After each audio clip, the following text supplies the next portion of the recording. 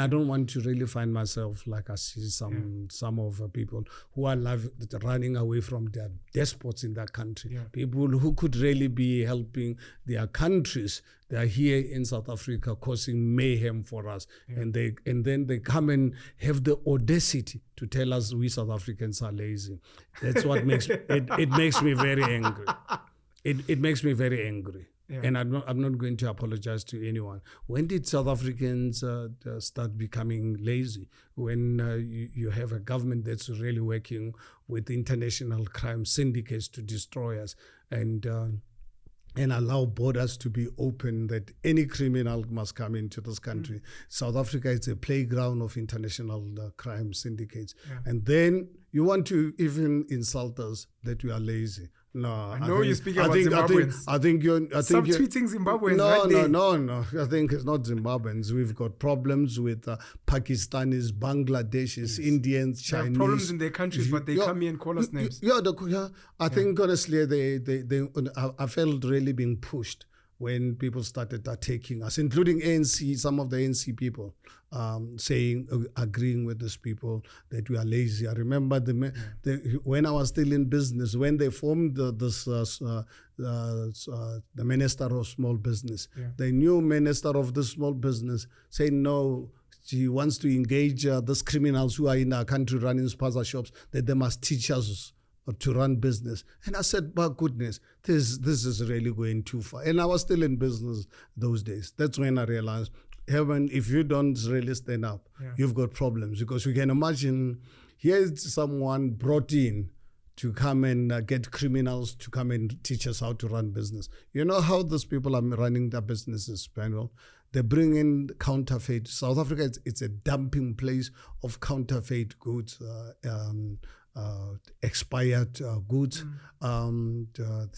And actually, a big number of these outlets are actually drug dens to destroy our communities and our way of life. So if anyone is saying now we must learn from these people, that means you must actually be part of the international crime syndicates. You look at how they bring money into our country. Yeah. You know, I always tell people that ever since this Phalaphala, it looks like our president is part of the syndicates of money laundering, you know, because how does money come into the country without going through the right channels, the Reserve Bank. Declaring, and that's something that we are unapologetic as Action SA. If South Africa do decide to give us the mandate to be in government, no one is going to run business without being registered with the receiver of revenue. Yeah. With the revenue services, it's a must. But you've got to show us how you brought in the money. Yeah. Whether Cyril Ramaphosa assisted you, you brought it through the same channels where you've actually broken the laws of this country. Yeah. And if you've broken the laws of this country as a foreigner, what is the solution?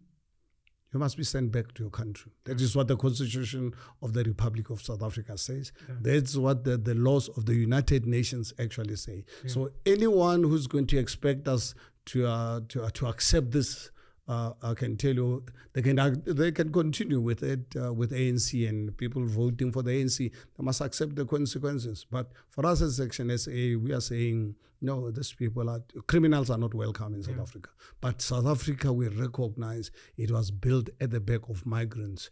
And we must continue. The only way we can build our economy, an economy that creates jobs, is to invite the people of the world to come here beyond vacation, come and invest in brick and mortar and so forth. They're most welcome. Rare skills, we need those skills here in our country.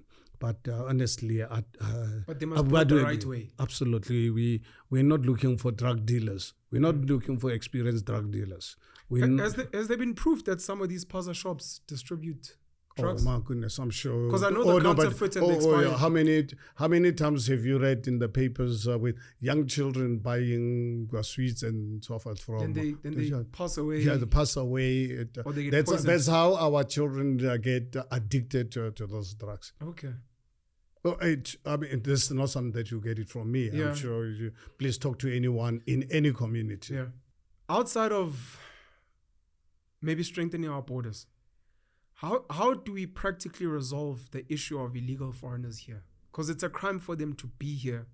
We are not allowed to be in their countries on the basis that they are here. And it looks like our ANC government, they either don't care, or to what you're saying, it's maybe engineered. They're part of. They're engineers. What are the practical solutions? That's the reason why tomorrow they have this white paper on immigration. Tomorrow, I don't know if you saw. I'm going to be in.